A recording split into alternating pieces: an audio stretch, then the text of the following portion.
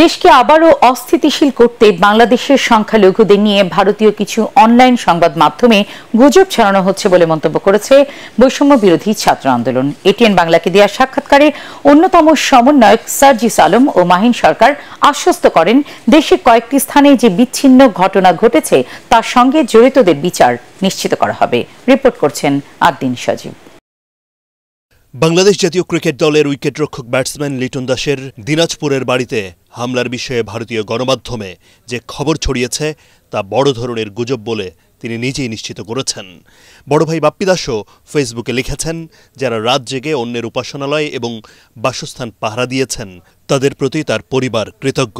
বিবিসির এক প্রতিবেদন বলছে, শেখ হাসিনা দেশ ছাড়ার পর বাংলাদেশের হিন্দুদের ওপর ব্যাপক অত্যাচার হচ্ছে বলে যেসব ভুয়া পোস্ট ছড়িয়েছে তার বেশিরভাগই ভারতীয় বিভিন্ন পেজ বা অ্যাকাউন্ট থেকে পোস্ট করা হয়েছে। এসব নিয়ে বৈষম্যবিরোধী ছাত্র আন্দোলনের অন্যতম সমন্বয়ক সার্জিস আলম ও মাহিন সরকারের সঙ্গে কথা বলে এটিএন বাংলা।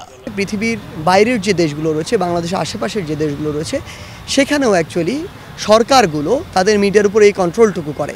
সেখানেও সরকারের চাটুকার কিংবা বিভিন্ন গোষ্ঠীর দলের চাটুকার অসংখ্য সো কল্ড মিডিয়া রয়েছে, যে সত্যিকারের মিডিয়ার আদর্শ ধারণ করে, গণমাধ্যমের আদর্শ ধারণ করে, তারা এটি করতে পারে না। তারা সো কল্ড গণমাধ্যম কর্মী কিংবা গণমাধ্যম। সেই জায়গা থেকে আমরা মনে করি তারা উদ্দেশ্য প্রণোদিতভাবে তাদের উদ্দেশ্য বাস্তবায়ন করার জন্য এই প্রোপাগান্ডাগুলো ছড়াচ্ছে। আমরা এগুলো পাত্তাই দিচ্ছি না, কারণ মনে করি না আমরা যে তাদের এই প্রোপাগান্ডাগুলোকে পাত্তা দেওয়ার মতো সময় আমাদের কাছে আছে।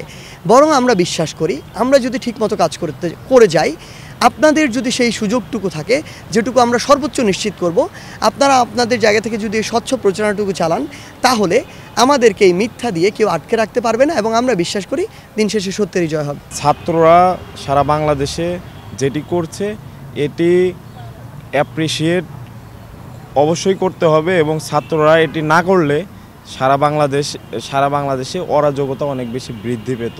এবং আমরাও আহ্বান করি যে যতদিন পর্যন্ত প্রশাসন পুরোপুরি কার্যকর না হয় ততক্ষণ পর্যন্ত ছাত্ররা যেন মাঠে থাকে। কিন্তু এটি বাস্তবতা যে ছাত্রদের কাজ কিন্তু আসলে এই কাজগুলো করা নয়, নিরাপত্তা নিশ্চিত করা নয়। তারা সমন্বয়করা মিলে এবং সাধারণ যে শিক্ষার্থী সারা বাংলাদেশে তারা যে কাজগুলো করছে তাদের জন্য আমার অন্তরের অন্তঃস্থল থেকে শ্রদ্ধা। এদেশে কাউকেই সংখ্যালঘু মনে করতে চান না এই দুই সমন্বয়ক। তারাও দেশের নাগরিক, আছে অধিকার। কয়েকটি বিচ্ছিন্ন যে ঘটনা ঘটেছে তার সঙ্গে জড়িতদের কোনো ছাড় দেয়া হবে না বলেও জানান সার্জিস আলম ও মাহিন সরকার। আমরা তাদেরকে ভাই বলে সম্বোধন করতে চাই, আমরা সংখ্যা দিয়ে তাদেরকে বিচার করতে চাই না। তাদের সবচেয়ে বড় পরিচয় তারা বাংলাদেশি। সেই জায়গা থেকে তাদের সাথে যে জিনিসগুলো হয়েছে এগুলো কোনোদিন আমরা সমর্থন করি না, এগুলো অপ্রত্যাশিত। বরং আমরা মনে করি যারা এগুলো করেছে তারা অবশ্যই সহিংসতাকারী, তারা অবশ্যই দুর্বৃত্ত, তারা অবশ্যই সন্ত্রাসী। সেই জায়গা থেকে আমরা বিশ্বাস করি একটি অসাম্প্রদায়িক বাংলাদেশের, যেখানে আমরা সকল ধর্ম বর্ণ নির্বিশেষে একসাথে বসবাস করব। আমাদের যে ভাইদের সাথে এগুলো হয়েছে তারা তাদের জায়গা থেকে একটি দাবি জানিয়েছে এগুলোর যেন দ্রুত বিচার হয়। আমরা আপনার মাধ্যমে নিশ্চিত করতে চাই এইগুলো দ্রুত বিচার হওয়ার জন্য বৈষম্য বিরোধী ছাত্র আন্দোলনের জায়গা থেকে বর্তমান অন্তর্বর্তীকালীন সরকারকে যতটুকু চাপ দেওয়া যায়, যতটুকু তাদের কাছে জোরভাবে আমাদের দাবি জানানো যায়, আমরা সেটি সর্বোচ্চটুকু চেষ্টা করব।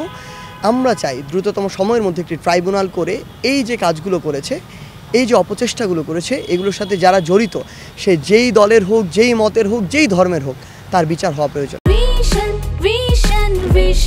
100% কপার কন্ডেন্সারে তৈরি ভিশন ফ্রিজ, তাই গুণে মানে অটুট থাকে বছরের পর বছর। দেশকে অস্থিতিশীল করার জন্য একটি চক্র বা অনেকগুলো চক্র কিন্তু কার্যকর রয়েছে।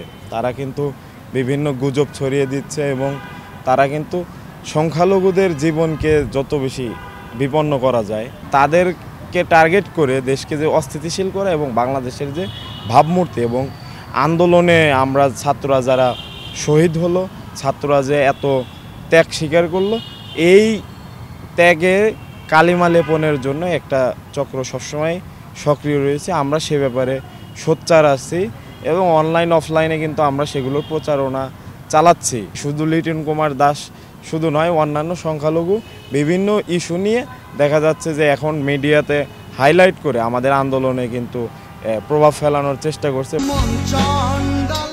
সনাতন সহ অন্য ধর্মাবলম্বী এবং উপাসনালয়গুলোর নিরাপত্তায় আইনশৃঙ্খলা বাহিনীর পাশাপাশি সারা দেশে ছাত্র জনতাকে আরও সতর্ক থাকার তাগিদ দিয়েছেন আন্দোলনের ছাত্ররা। আদ্দিন সজীব, এটিএন বাংলা, ঢাকা।